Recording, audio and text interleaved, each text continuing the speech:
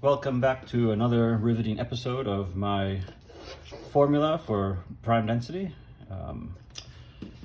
If you remember from the last episode, I'll just go over it again quickly here.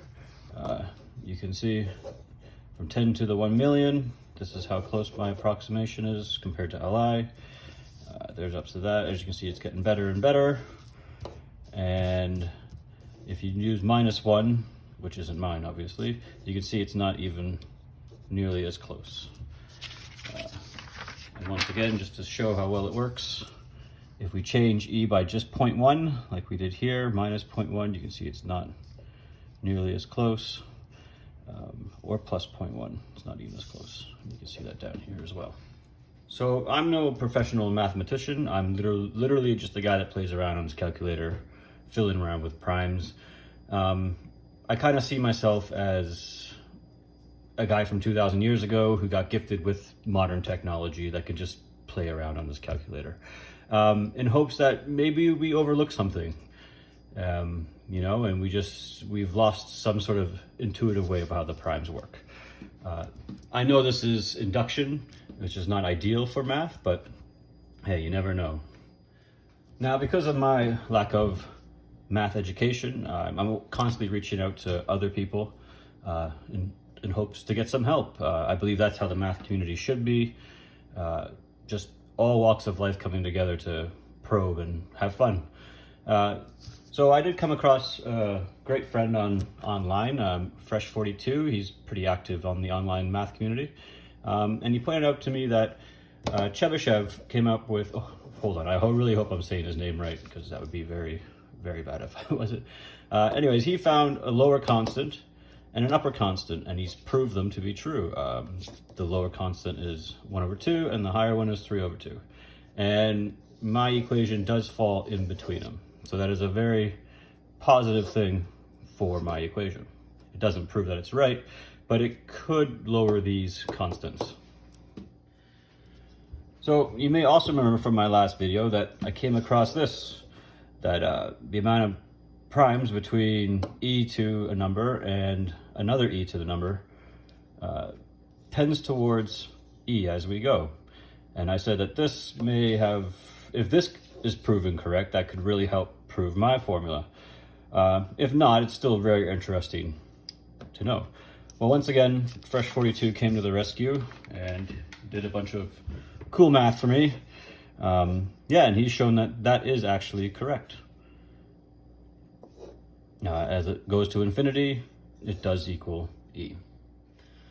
So now that I know that this does tend towards e, obviously my next obsession is how to break this down to know how it tends to e.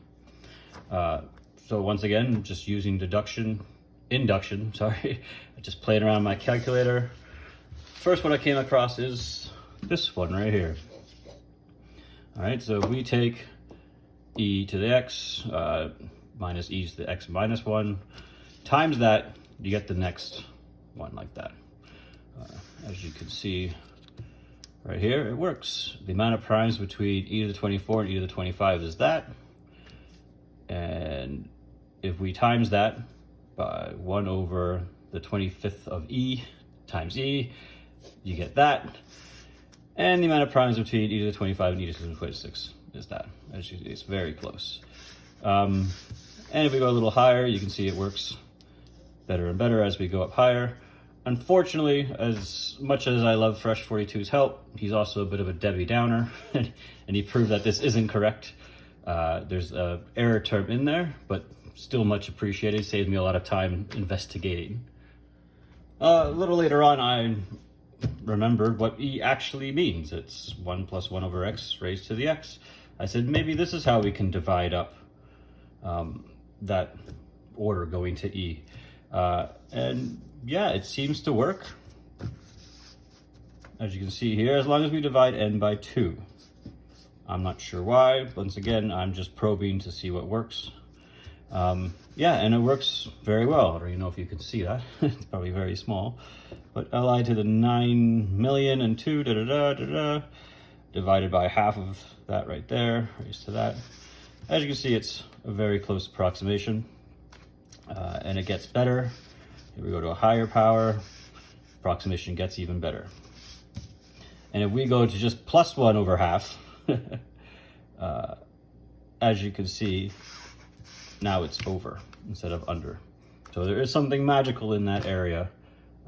What it is, I'm not really sure.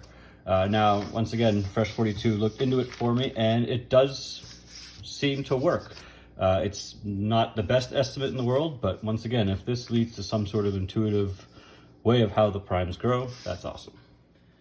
So what I'm trying to accomplish here is figuring out how the primes grow arithmetically, not using calculus or stuff like that. So with that first one I showed you, this is how I envisioned it, even though it doesn't work. But yeah, this one, like I said, seems to work. We just used to use halves. So this times this times this times this, all the way up, seems to actually predict how the primes grow, and it does get better the higher we go. So once again, any input into this would be great. Ideally, if anyone knows how to graph this for very large numbers, that would be awesome. Thanks for watching, and see you next time.